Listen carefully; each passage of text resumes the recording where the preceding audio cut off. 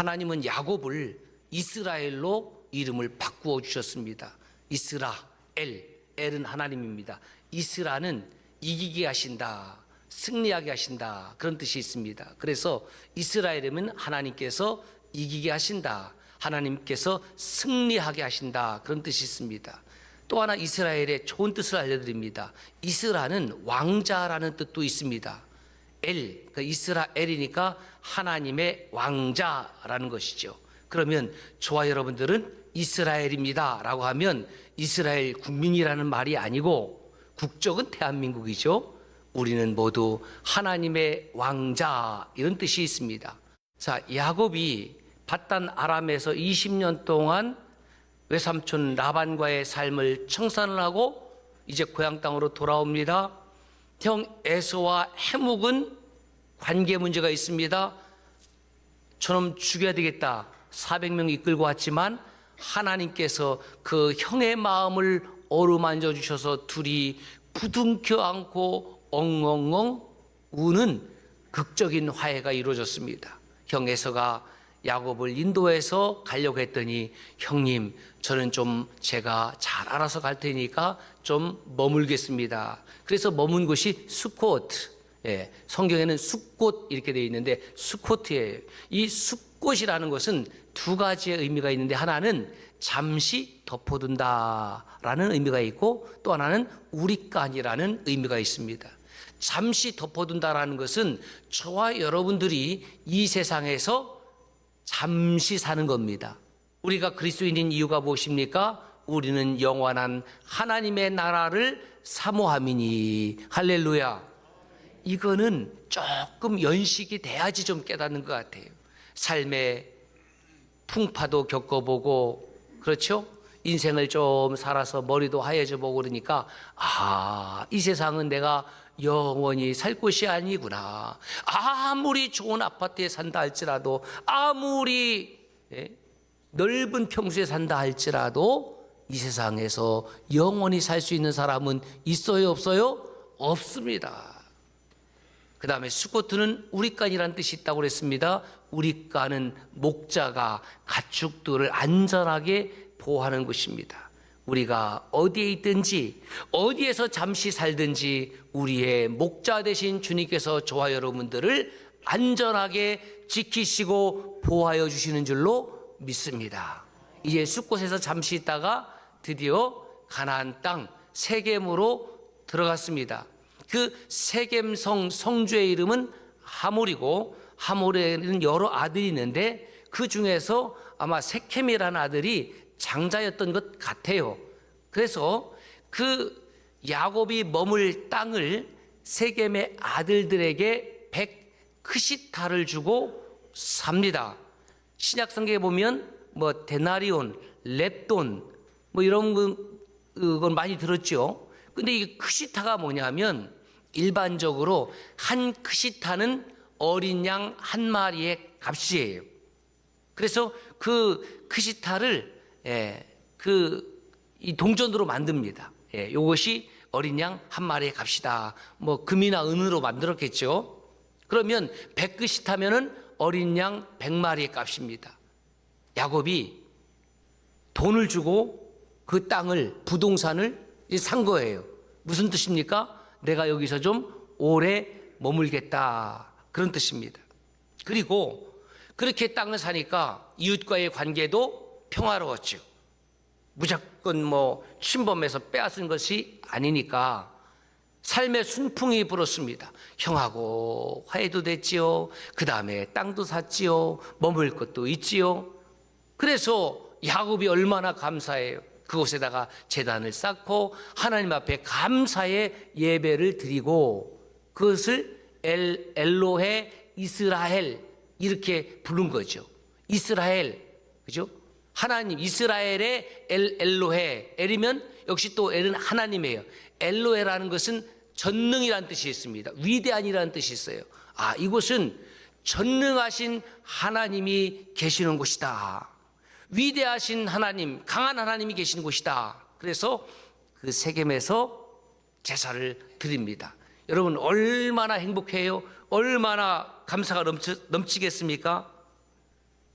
우리가 살아가면서 믿음 생활하면서 깨닫는 것이 무엇입니까? 하나님의 은혜를 깨닫는다고 그러죠. 그런데 그 하나님의 은혜라는 것은 언제 깊이 깨달아지냐면 내가 하나님 앞에 정말 아무것도 아닌 존재를 깨닫게 될 때, 그것을 에노시라고 그랬어요. 약한, 그죠? 깨어지기 쉬운, 그 다음에 칸에, 갈대와 같은 존재, 아바크, 먼지와 같은 존재, 그 다음에 톨라, 벌레와 같은 존재. 온 우주 가운데에 저와 여러분들을 생각해 보면, 아니 좀 큰 지구를 생각해 보면, 아니 좀 태양을 생각해 보고 태양계를 생각해 보면 이것은 정말 별것 아닌 그런 존재인데, 하나님, 그 하나님이 어떤 하나님입니까? 우주를 창조하신 하나님, 나의 생명을 창조하신 하나님, 역사를 주관하신 하나님이 나와 함께 하심으로 우리가 하나님의 아들이 되었고 딸이 되었고, 일시적인 인생으로 끝나는 것이 아니라 영원한 생명을 소유한 존재가 되었다.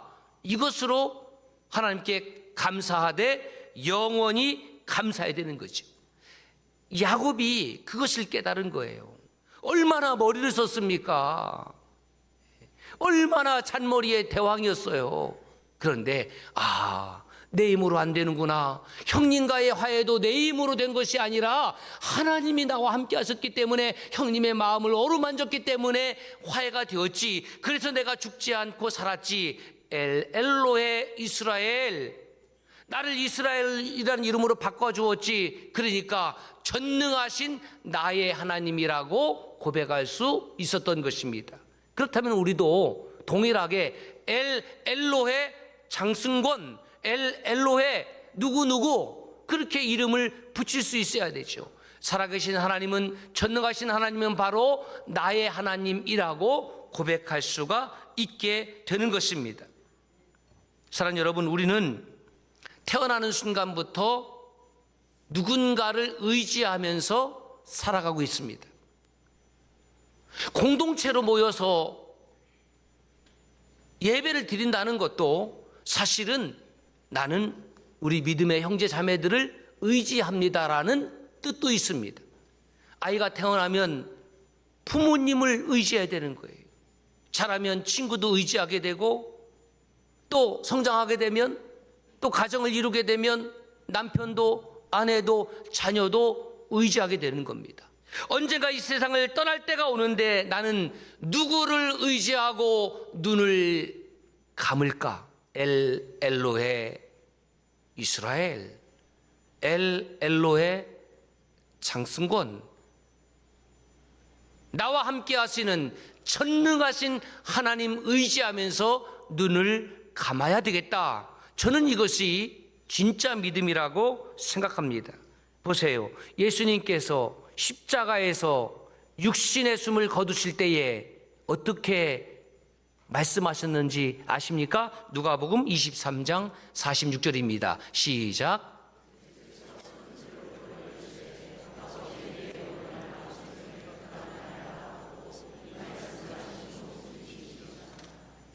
예수 그리스도, 그분은 창조주 하나님이십니다. 예수님께서 육신의 숨을 거두실 때에 아버지 하나님을 향하여 그는 겸손하게, 성자 예수 그리스도는 내 영혼을 아버지 손에 부탁합니다. 성부 하나님을 향하여 의지하고 계신 성자 예수 그리스도를 발견하게 됩니다. 그러므로 여러분 잘 들으십시오. 저와 여러분 모두 언젠가 이 세상을 떠나게 될 터인데, 그때 엘로의 하나님, 전능하신 하나님을 의지하고 눈을 감기를 주의 이름으로 축원합니다. 이것이 복이에요. 그래서 믿음을 저는 간단하게 이렇게 다시 한번 정의했습니다. 시작.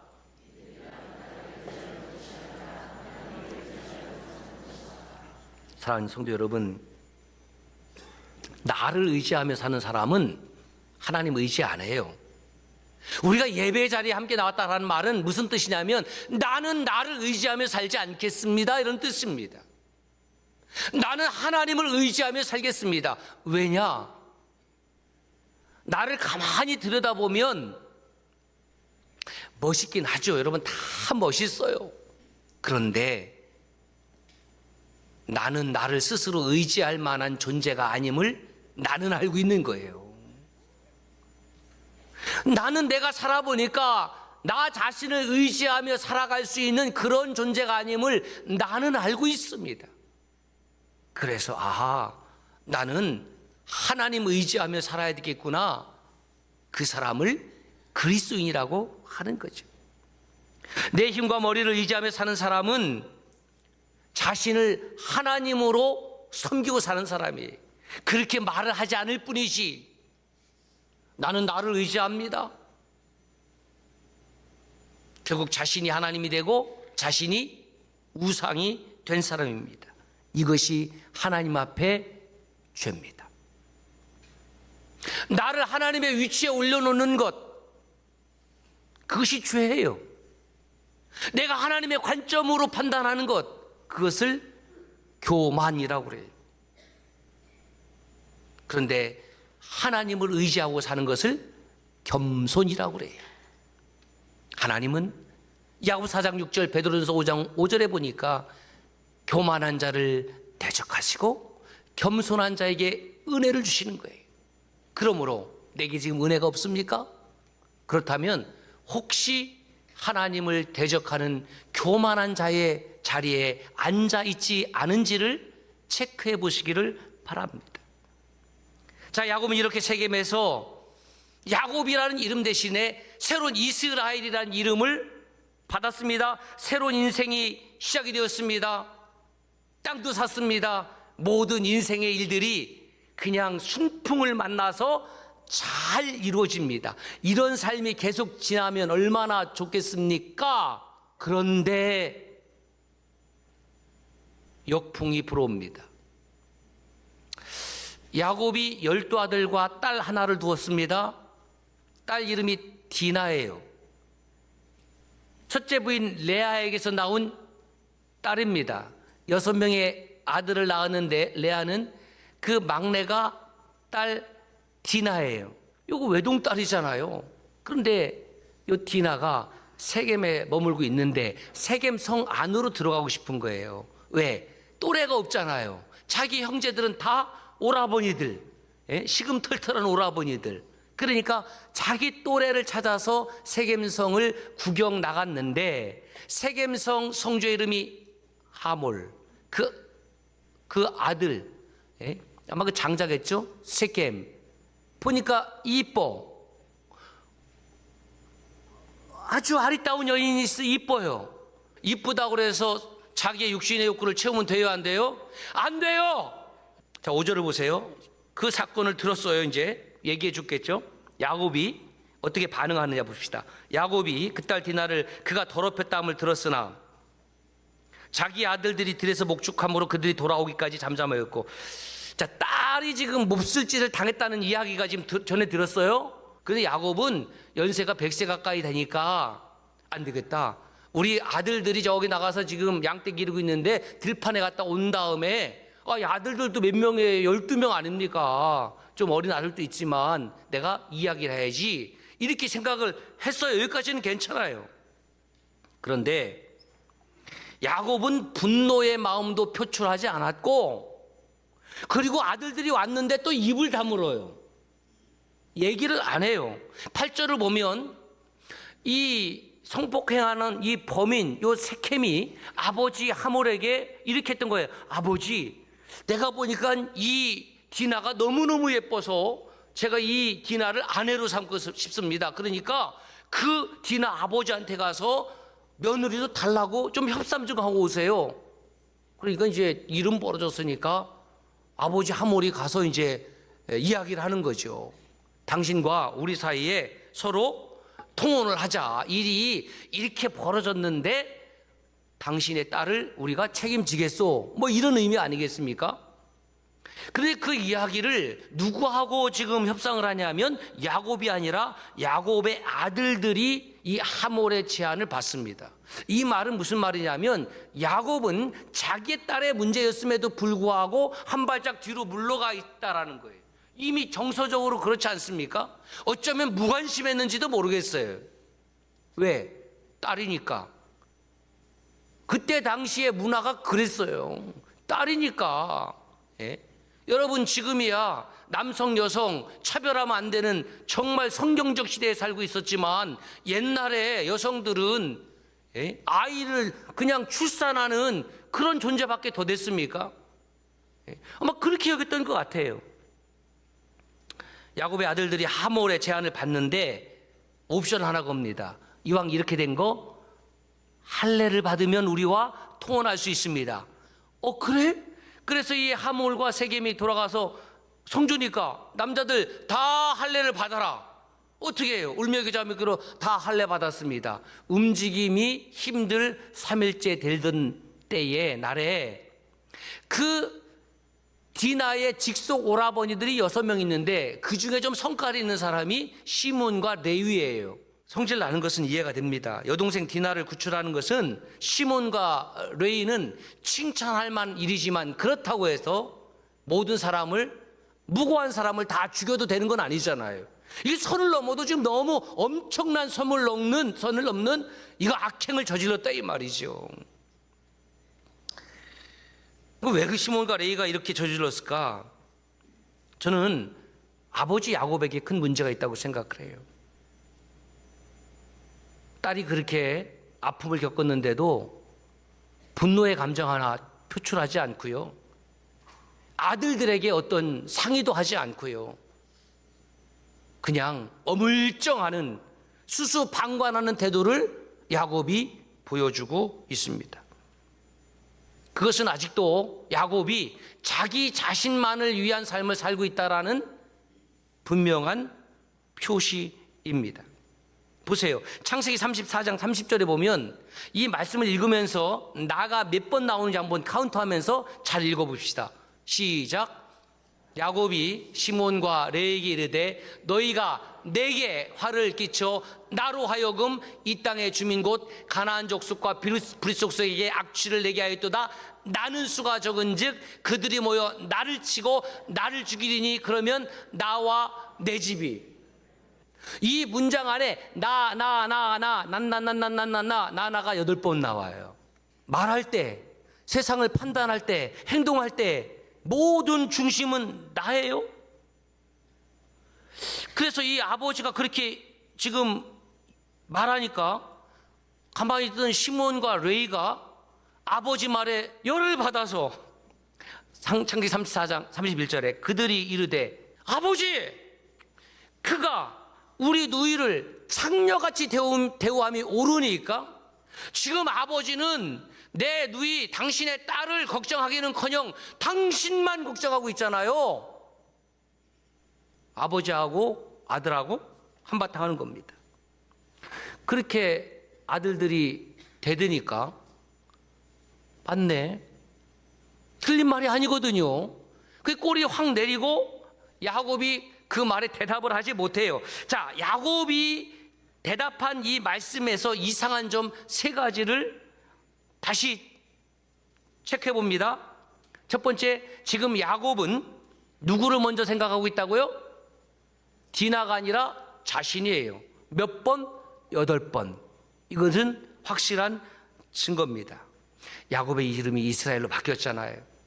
그리고 엘 헬로의 이스라엘, 하나님께서, 전능하신 하나님께서 나를 이곳까지 인도하시고 지키시고 보호하셨다. 그리고 예배도 드렸잖아요. 그렇게 은혜를 체험한 야곱이 뭔가 좀 새롭게 변화될 것을 기대했어요. 이 정도면.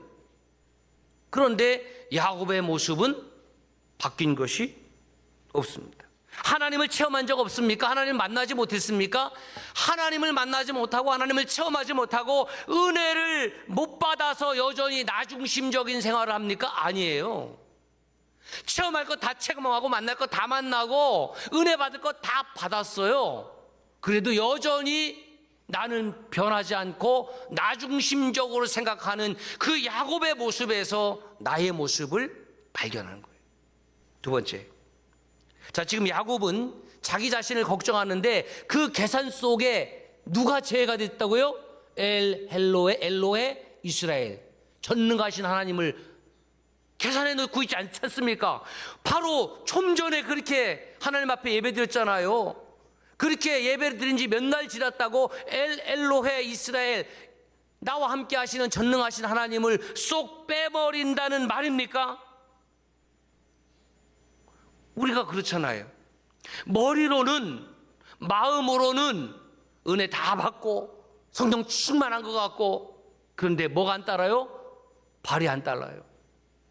삶이 변하지 않아요. 그것이 오늘날 우리들의 정말 회개해야 될, 유턴해야 될, 컨버전, 돌이켜야 될, 성화돼야 될 그런 모습이라는 거예요. 세 번째, 순풍이 불 때는 하나님께 제사 드렸습니다. 하나님을 찾고 감사했습니다. 그런데 역풍이 불고 광풍이 불어오니까 지금 야곱의 모습은 믿음의 모습이 하나도 없어요. 어쩌면 이렇게 며칠 사이로 야곱의 모습이 바뀔 수 있다는 말입니까? 내 힘과 내 능력으로 여기까지 온 것이 아니라 엘로에 이스라엘, 하나님의 능력으로 이곳까지 왔습니다라고 찬송했던 야곱의 모습은 없고 그저 자기 자신의 안위만을 지금 걱정하고 있잖아요. 문제는 내 삶에 역풍, 광풍이 불어올 때 어떻게 반응했느냐? 야곱은 이스라엘로 이름이 개칭되었지만 하나님 찾지 않았어요. 하나님께 지혜를 구하지도 않았습니다. 어떻게 할까요, 하나님? 아들들이 못 가겠다고 하면 노고를 이끌고 가서라도 내 딸 내놔라 이놈아 라고 하고 그 상처받은 디나를 끌어안을 수 있는 야곱이었다고 하면 얼마나 좋았을까. 성경에는 기록되어 있지 않지만 이 딸 디나가 얼마나 육신적으로 마음적으로 큰 아픔과 상처를 받았을까. 결국 시므온과 레위가 아버지의 믿음 없음 때문에 극단적인 행동을 해서 피를 묻히게 된 것입니다. 여기까지가 지금 야곱의 믿음의 수준입니다. 여러분, 신앙생활하면 순풍만 있는 것이 아닙니다. 교회에 금방 나왔다고 해서 금방 성숙한 그리스도인이 되는 것이 아닙니다. 신앙생활 열심히 해도 고난이 찾아오고 질병이 찾아오고 자녀의 문제가 있고 경제적 문제가 있고 관계적 문제가 있습니다. 심지어 예수님과 함께 배에 있어도 광풍은 불어오더라. 예수님과 함께 있어도 광풍은 불어오더라. 주여, 우리가 죽게 된 것을 돌보지 아니하고 그냥 잠만 주무십니까? 깨우니까 주님께서 일어나셔서 한 말씀 하시잖아요. 고요하라, 잠잠하라. 광풍도요, 주님이 말씀하시면 순종하더라. 할렐루야. 그리고 나서 말하면 어찌하여 너에게 믿음이 없느냐. 부활하신 주님이 제자들이 체포될까 봐 두려워갖고 꽁꽁 숨어 있을 때에 시공간을 초월해서 나타나시고 뭐라고 말씀하십니까? Peace with you. 에이렌의 휘민, 너희에게 평안이 있을지어다. 왜? 평안이 없으니까 주님께서 평안을 주시는 것입니다. 이렇게 야곱에게 그리고 저와 여러분들에게 원하지 아니하는 삶의 광풍이 때때로 찾아오는 이유가 무엇일까? 오늘 야곱을 통해서 보면 우리가 온전한 믿음으로 성장하고 성숙하기 위하여 엘로에 이스라엘이라고 시작했지만 아직도 야곱은 멀었습니다. 아직도 나는 멀었습니다. 그것을 깨닫는 겁니다. 삶은 누구에게나 순풍만 있는 것이 아니고 역풍도 있지요. 믿음이라는 것은 결국 그 바람에 어떻게 반응하느냐. 첫째, 감사로 많은 거예요. 순풍은 무조건 감사. 그렇죠? 순풍이 불어오는데 감사하지 않을 이유가 없잖아요. 그런데 따라서 할까요? 역풍에도 감사. 왜? 하나님께서 이 역풍을 바꾸어 고요하고 잠잠케 하시고 순풍으로 변화시켜 줄 것을 믿는다면 순풍에도 감사, 역풍에도 감사. 그렇죠? 두 번째는 역풍을 만나고 계시다면 주님께 가져가세요. 엘로헤 이스라엘. 엘로헤, 내 이름을 부르면서 전능하신 하나님, 저를 긍휼히 여겨주세요.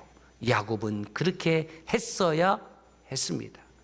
마지막으로 그 광풍을 향해서 이렇게 선포합시다. 주님의 이름을 선포하십시다. 시작. 나사렛 예수의 이름으로 명하노니 고요하라, 잠잠하라, 평안하라.